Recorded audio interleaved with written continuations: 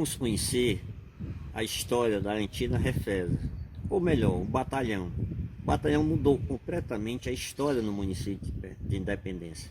Não só a história, mas a economia. A economia de Independência chegava pelos trilhos do trem e vinha de Sobral, passava por Crateús e chegava até o município de Independência. Vamos conhecer passo a passo toda essa história que faz parte da memória esquecida do povo de Independência. Inicialmente, o projeto de implantação e construção do trecho ferroviário era de Piquet Carneiro a Crateús. Posteriormente, coube ao então Ministério de Viação e Obras Públicas e depois foi mudado para o Ministério de Transporte. Por força da portaria 336 de 28 de maio de 1952, foi aprovado o projeto de implantação e construção de 48 quilômetros de Crateús à Independência.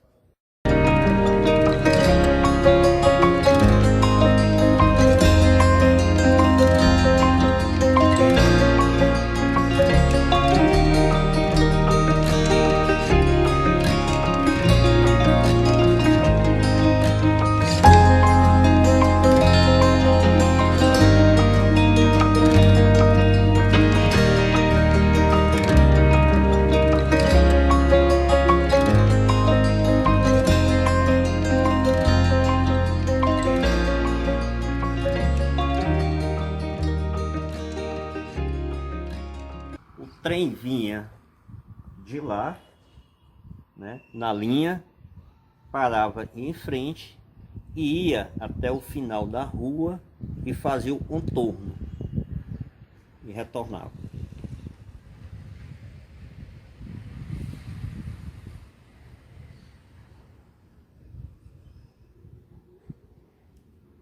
Os estudos do trecho de Independência a Crateús foram feitos pelo Dr. Francisco Aires Coelho Sintran, do período de outubro até novembro de 51.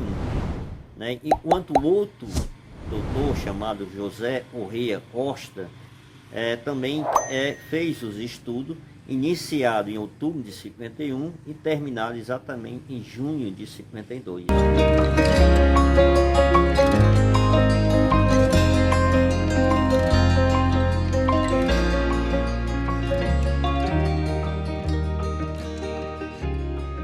O batalhão não é só uma estação férrea de onde o trem parava, é um local de memória, Famílias se encontravam aqui, pessoas, namorados, É um lugar onde a população de Independência se identificava muito nesse local.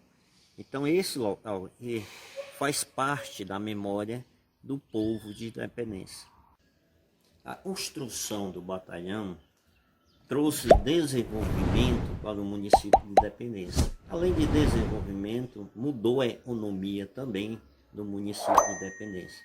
Independência passou a ser um outro município após essa construção dessa estação férrea, e trouxe benefício para a Independência. A construção do batalhão trouxe um desenvolvimento muito maior da economia local. O interessante na época da inauguração da linha férrea, nesse espaço aqui, houve um movimento intenso de gente. Todo o município, praticamente, os moradores vieram para a sede para assistir à inauguração. Além de um trem lotado de personalidade da região, principalmente Crateús, vieram até aqui para a inauguração. Foi um momento histórico para o nosso município, um momento que ficou em nossa memória. Há relatos de que o trem só veio uma vez para a Independência, no dia da inauguração. É óbvio que quem trazia a alimentação, material, algumas coisas a mais, era o chamado trollen, e é outra espécie de maquinário, Mas o trem real, há relatos que ele só veio somente uma vez para a Independência. Estou bem no meio da rua chamado Ferrolândia, ou então Cícero Justino, como muitos chamam. mas durante muito tempo chamou-se Ferrolândia. Exatamente esse traçado aqui, e o trem vinha lá de Crateús, né? E ele vinha e parava exatamente aqui em frente à estação férrea. No quilômetro 50 da esplanada ferroviária Independência foi construída uma estação de terceira classe, que é essa que nós estamos, uma casa para o agente, né, uma casa para o mestre de linha, 4 casas para os trabalhadores, uma casa de força, né, que é onde estava o motor para questão da energia, e uma caixa d'água com uma capacidade de 35 mil litros cúbicos. A estação, ao longo do tempo, ela foi modificando algumas partes, por questão de segurança e por questão também de estética do prédio. Você perceber, aí havia 2 portas, era exatamente os banheiros antigamente, né? Mas por questão de segurança do próprio prédio, teve que fechar as portas. Mas eram abertas, e essas 2 portas eram 2 banheiros, tanto para o soldado e também para os passageiros que viessem até Independência. Esse prédio atrás era o armazém do antigo batalhão. Ele foi modificado um pouco, mas ele tem praticamente a mesma estrutura da década de 50. Era o armazém do batalhão.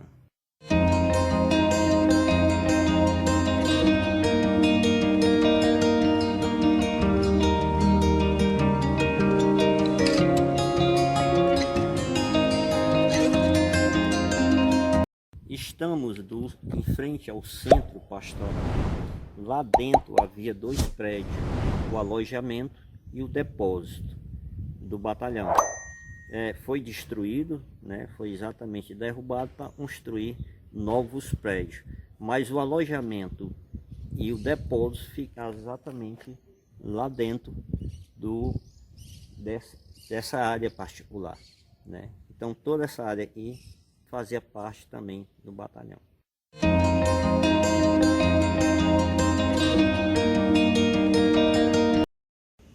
Toda essa área aqui pertencia ao batalhão. Eles construíram até uma quadra de futsal aqui, desse local, pertencente ao batalhão. Então toda essa região aqui fazia parte do batalhão. Você pode perceber exatamente a estação férrea lá do fundo.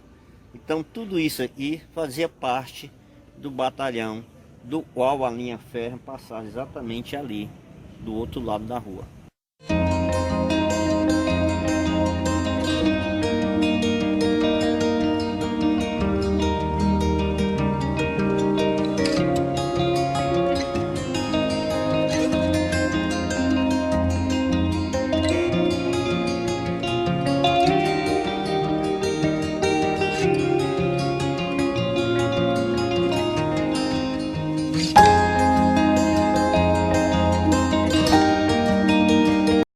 Esta é a casa do agente da esplanada, ou seja, quem morava aqui era o responsável de cuidar do batalhão, né? E essa casa geralmente era a maior autoridade do exército e permanecia aqui no município.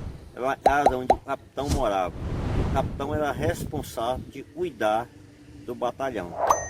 Você percebe que ela ainda está com as mesmas características da época. Está praticamente idêntica à época que ela foi construção. É uma das poucas casas que ainda existe no mesmo formato que foi construída da década de 50. Um dos pontos que ainda persiste, o prédio que ainda persiste, é a caixa d'água. Você percebe que a caixa d'água, né, ainda está em perfeita situação. Ela é idêntica àquela caixa da localidade do Adão. Ainda está construída desde a década de 50 e ainda está em perfeito estado de conservação. Atrás de mim existe uma casa que ainda está idêntica da época que foi construída. É a chamada casa de força.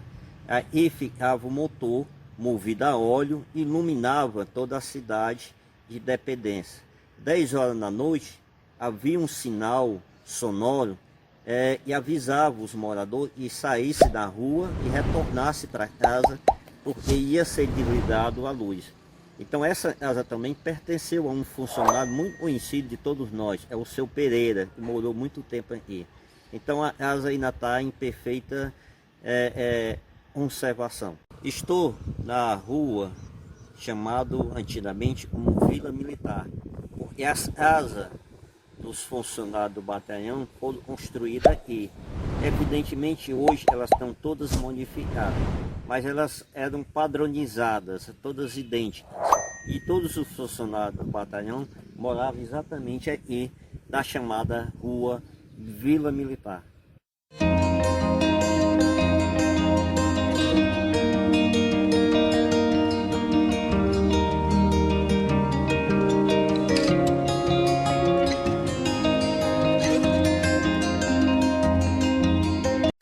Eu estou bem no meio do corte, né, por onde o trilho do trem passava, né? Você percebe que são rochas, né, pedras, né, e foram quebradas manualmente pelos funcionários do batalhão, né, e tem mais ou menos, talvez, aproximadamente 8 metros de altura e tem pouca extensão.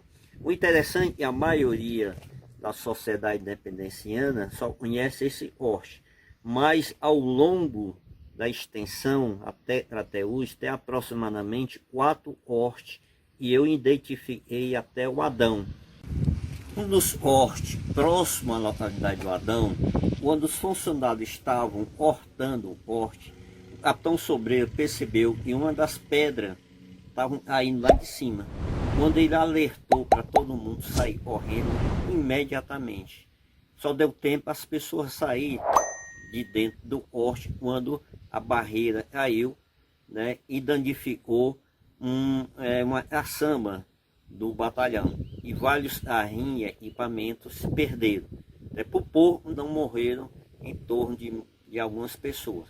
Graças à experiência do capitão Sobreira, ele já tinha muita experiência desse tipo de trabalho, percebeu que algumas pedras vinham caindo lá de cima, então ele alertou para que todos saíssem correndo.